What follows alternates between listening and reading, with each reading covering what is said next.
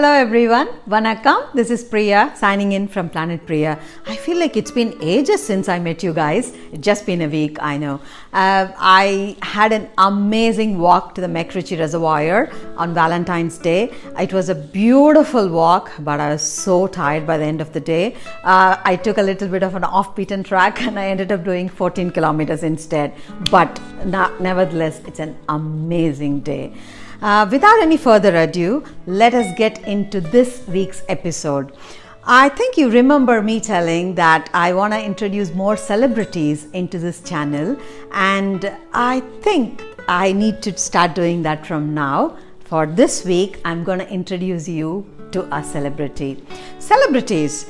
I think each and every one of us is a celebrity, brimming with talents, and I know so many of them with beautiful, amazing talents, and I'm just going to bring them all to you with their talents on this beautiful screen for all your family to enjoy and recreate and have a lot of fun. So for this week, I'm just going to introduce my one and only beautiful, amazing celebrity, my daughter Nila, who's coming all the way from UK and through this channel to show you how to make pressed flowers using an equipment and without one, and she's gonna give you some ideas on how you can use these beautiful pressed flowers. She's always been super talented. I'm not just saying because she's my daughter, but she's got this amazing knack to the arts and crafts, which I always admire about. And she's the one who takes a lot of time putting all my videos together, and she composes the music and makes sure it reaches to you in a beautiful piece every week. So I just can't thank her enough. So thank you once again, Nila. So I'm just gonna bring to you my beautiful daughter Nila all the way from UK to show you how to make pressed flowers, and I'm hoping you would enjoy recreating that. I'm sure the kids will love them too. And without any further ado, here you go. Let me say, Nila, let's see how to make the flowers. Hello, my name is Nila, and thank you so much for being here. And thank you, Amma, for that really lovely introduction. She actually underplayed it. I'm a massive celebrity. The sun that you see right now is a massive camera flash, you know? Thank you so much for being here. I'm going to be teaching you how to make pressed flowers today in 2 different ways.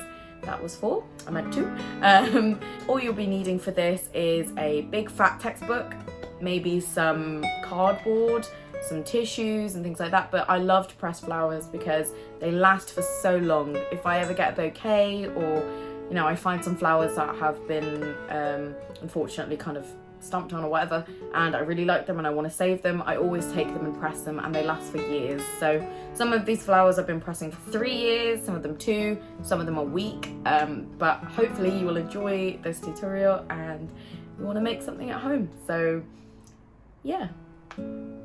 Here is some of my pressed flower collection that I usually reserve for art and things like that. A lot of these have been pressing for a few weeks, some a few years even. I think this board here is my most recent one of maybe 2 or 3 weeks. This one's been pressing for about a month now, and some of these have been pressing for 3 years. So, you know, there's a range of different ones you can do. And as you can see, the colour's preserved really nicely, so it doesn't look like the flower's dead, it just looks like it's been frozen in time, really. So one way that you can press flowers is by actually having a flower press kit, because essentially what you need is for your flowers to be compressed by a heavy weight.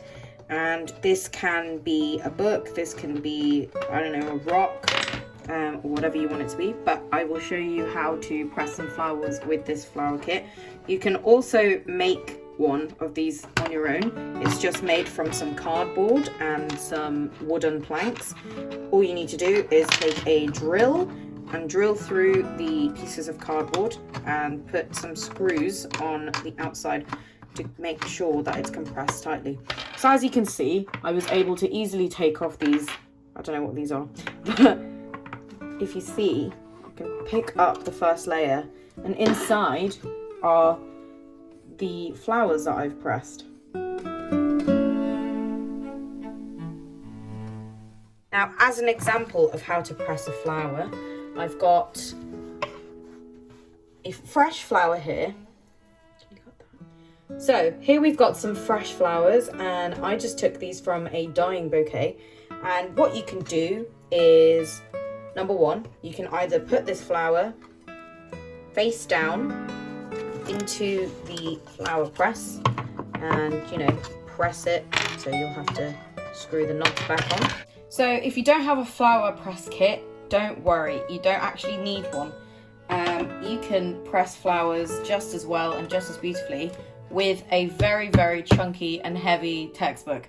I'm currently using my statistics textbook. You can use whatever you want. I'm just using this because it has many pages. I actually pressed this flower, all of these flowers, in this textbook, so you can see that they're very nicely preserved. You know, if you get some roses for Valentine's Day, I definitely suggest pressing those because they'll last forever. I pressed these from January, and it's been about a month now, and I'm just looking at them for the first time today, so they look really nice. Now, all you need to press the flowers in a notebook is some tissue paper, and you're going to need a fresh flower. Now, this is one I got from a bouquet, and you might have the stem on it, so make sure you just snip the stem off so you have quite a stubby end there.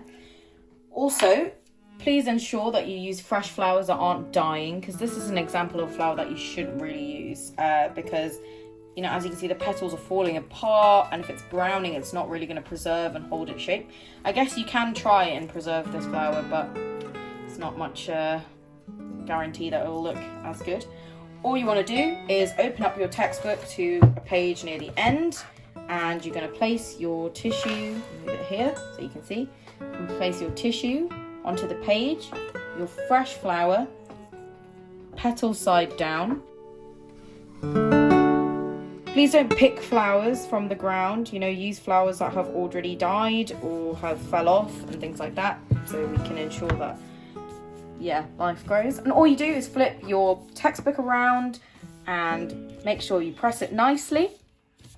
And you can keep this under a massive pile of books for weeks, and you can check it, and it will look something like this after a few weeks. If you've got quite a boring phone case like mine and a very colourful background, you can take your selection of dried flowers. Now, this might take a bit of, you know, trial and error, but you can carefully arrange your flowers. It doesn't have to be perfect, and it's up to your own taste. And all you do is just pop your phone back in, so no glue, nothing necessary. You've got a nice phone background case. I like turning my freshly pressed flowers into coasters, or I like to do prints in clay. So I'm going to show you how to do that. It's really, really simple.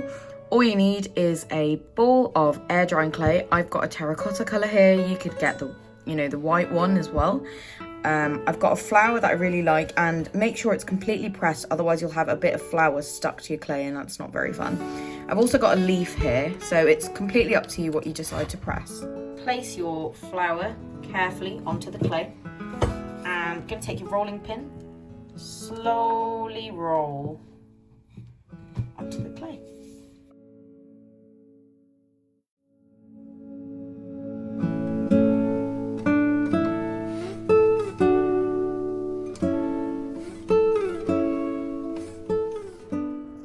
I usually store my flowers in a flower press, which is basically 2 cardboard plates that sandwich a few pieces of cardboard between them. And all I do is just keep my flowers on here and layer it with another board.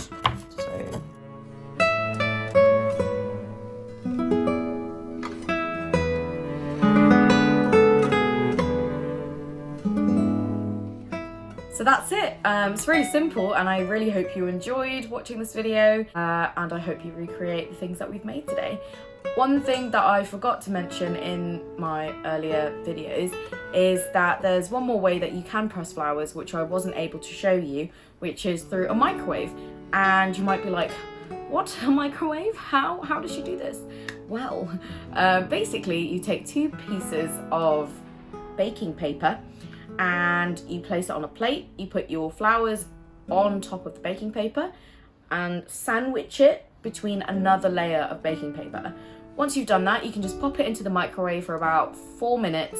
Just keep checking in the middle to see if anything's happening. All that will happen is that your flowers will shrink, and it will basically take off that process of the first 1 to 2 weeks where the moisture is escaping the flowers. So you'll have like a very short time before you can start to use the flowers and things like that. But yeah, thank you for joining me today. I'm very new at this, so do forgive me if it wasn't amazing. But yes, have a lovely day. Bye.